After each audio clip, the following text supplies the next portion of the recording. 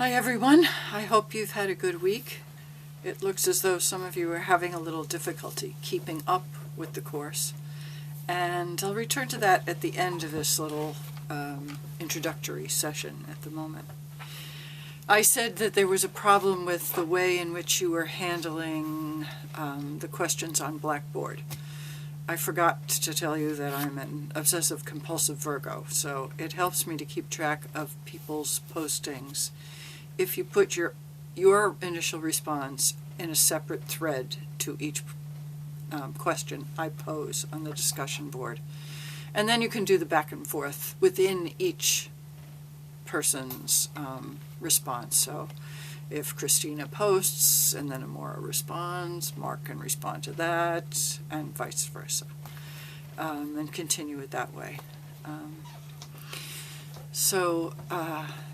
That's, there's not a problem. You don't have to repost anything. I can figure it out, but it just helps me to keep track of things a little better that way. I understand that not every course runs the same way. So this week we continue our work with the anointing of the sick, and I titled this unit Extreme Unction, which is what the anointing of the sick used to be called. In fact, the Constitution on the Sacred Liturgy really didn't change anything. It outlined what needed to be changed, but in that one instance, in Article 73, when it talks about extreme unction, it says extreme unction, or more properly, the last rites, which is another way in which we used to speak about it. But then it says, more appropriately, anointing of the sick. And it's as though people who read that said, oh, right, yes.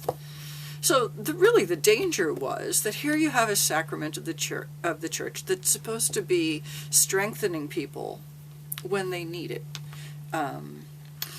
And it was being held off, largely because of superstition, until they were sure the person was going to die. And that's why it was called the last rites, so that this was the last blessing crossing over. And there was really a theological difference of opinion, let's say, prior to the council and even afterwards. One of the people that I wrote a biography of, Father Ansgar Reinhold, he really saw that anointing of the sick was sort of a baptism into the eternal glory. So for him, it was the last anointing, getting ready for eternal glory. And he wrote about that, and that is the way he lived his life, and waited until the end to allow one of the priests to celebrate this sacrament with him, with that particular theological concept in mind. So another difficulty they had when they were developing the rites, so this is after the Constitution, once the committee started developing the rites, was whether the people for whom it was intended needed to be seriously ill or dangerously ill. And there was a dispute. Seriously won. But there was, when you read into the history of how the rite itself developed, you see that kind of dispute that arose. So this is it's a sacrament of the Church that has changed very much in the 50 years since Vatican Council II. And it has really become a sacrament of the Church, and not just left as a deathbed sacrament that few people ever get to experience. When I was working in the parish, living in the parish, I was on the parish liturgy committee, and we were planning for a parish celebration of anointing of the sick. And the pastor was not at the meeting that night, and perhaps that's why we went a little wild with our planning. The parish deacon was there, though. And we decided that instead of having the anointing of the sick at 3 o'clock in the afternoon or at 1 o'clock in the afternoon, as it was often celebrated, that we would have one Sunday in which the anointing of the sick was celebrated at every parish mass. And we'd invite the sick who used to attend that mass to come to church and receive the anointing. And that way, on one Sunday, the entire parish experienced what the anointing of the sick was like. They didn't receive it for themselves, and then they saw those people who used to go to the 9 o'clock mass, or they used to go to the 10:30 mass, and they saw them again. They prayed with them. They saw them frail, elderly, and that lingered. You didn't forget them the next week when they weren't there. So it was bold, and it was really a wonderful idea. Now, I don't know if they ever did that again. I don't remember. But for that one wonderful time, it certainly was a great parish experience. And I have to say that the parish pastor was really very good in allowing us to have our way with this unusual method of celebrating the anointing of the sick. And it was, it did take a lot of organization, but it was definitely well worth it. Another experience I had was with a local nursing home, Queen of Peace residents. And I don't know, maybe it was 10 years ago or so.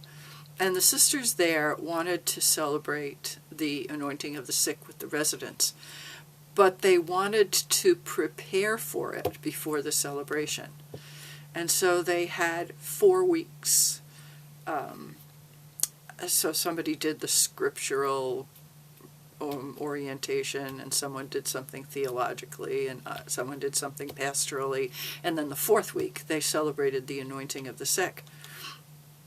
And I think I was the 3rd week that speaker. And I focused mine on the oil and used different kinds of oil and the symbol of that in the talk, and what it is that oil does for us.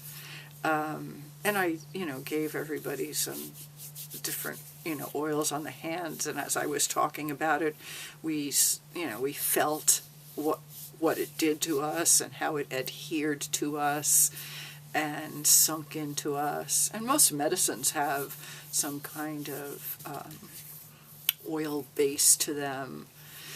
So, and then at the end, I gave them a large aloe plant.